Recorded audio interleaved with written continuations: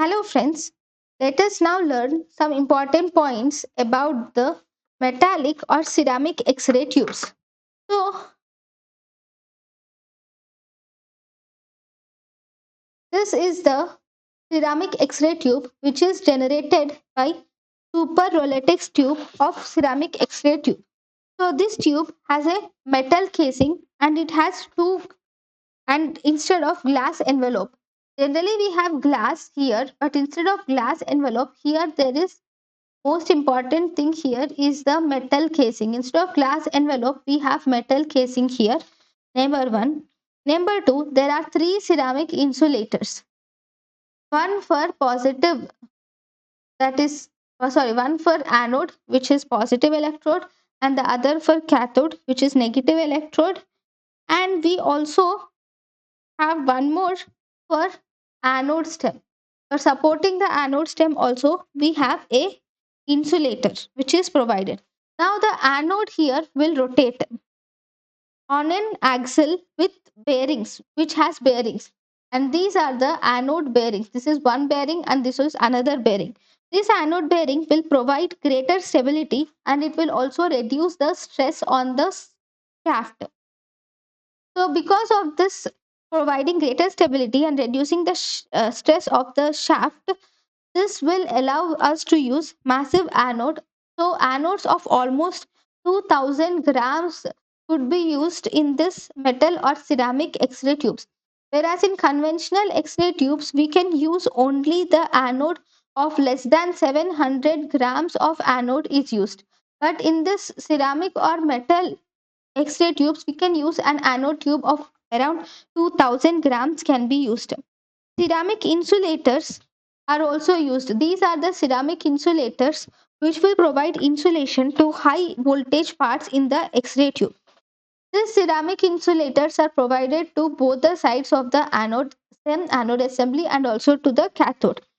So the ceramic insulator tubes is mainly composed of aluminum oxide.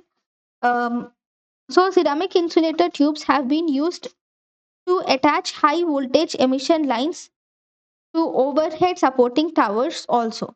There are three ceramic insulator tubes. We have one for high voltage connectors and also to the anode stem. So, using metal here instead of glass has several advantages. One, it will decrease the off focus radiation, the radiation which is generated outside the focal point. Generally, from the cathode, there should be electrons targeting towards anode. This should produce X rays only in one direction, but still, there are X rays which might go in different directions.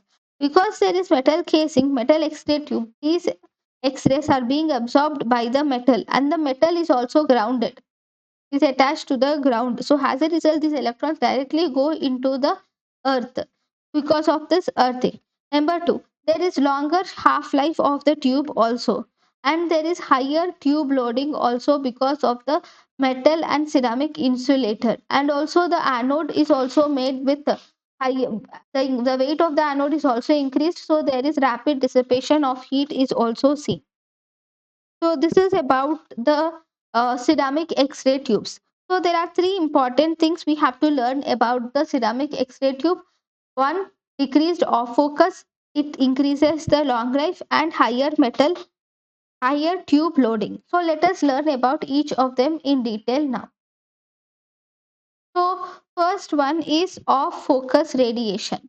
As we have already said, in off focus radiation, high speed electrons from the cathode will go into the anode, and once they bombard or hit the anode, X rays are produced. Sometimes electrons interact with the metal surface also other than the anode.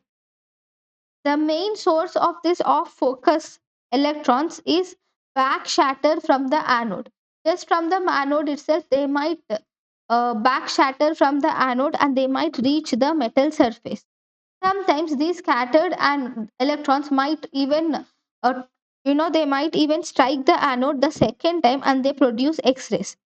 So these X rays, which are generated at other sites, will result in extra radiation, right? So this off focus radiation can be decreased by collimators or by using lead diaphragms. With them we can decrease the off focus radiation. And this using metal casing will also decrease the off focus radiation. This is because this metal casing which is present instead of glass enclosure, this will attract the electrons. So when this metal casing is actually grounded, when this metal casing is connected to ground, the potential of this metal casing is zero. Because of the zero potential, this will attract the electrons. Because this electrons are negative and this metal casing is zero, so it is relatively positive. So these electrons are attracted by the metal, and this metal, because it is grounded, the electrons are directly strike the metal surface, and from there they will go into the ground. So,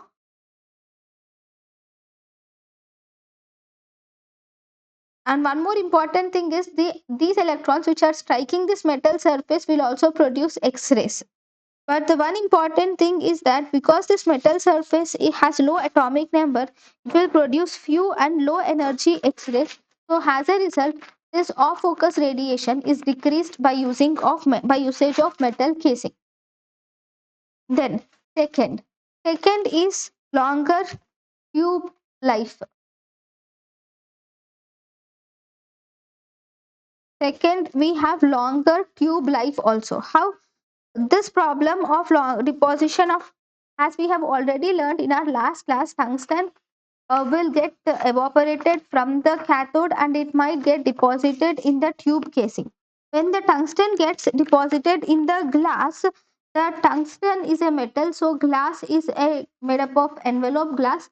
So tungsten and glass have different coefficients of expansion. Because having different coefficients of expansion, they start expanding differently, and as a result there is breakage is seen in the glass envelope, which decreases the half life of the, this decreases the life or life expectancy of this X-ray tube. So to prevent that, this tungsten is a metal and this metal is also a metal.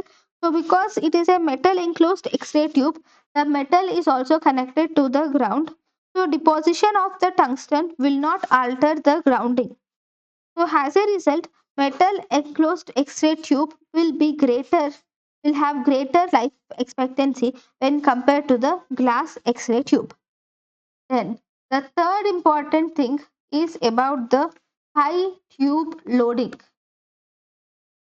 As we have already said, here the anode is connected, is supported with bearings, anode bearings on both the sides, and the anode is also supported at both the sides. Because anode is supported by the anode shaft at both the sides, the anode can be the size of the anode can be massive. It can be increased to almost 2000 grams.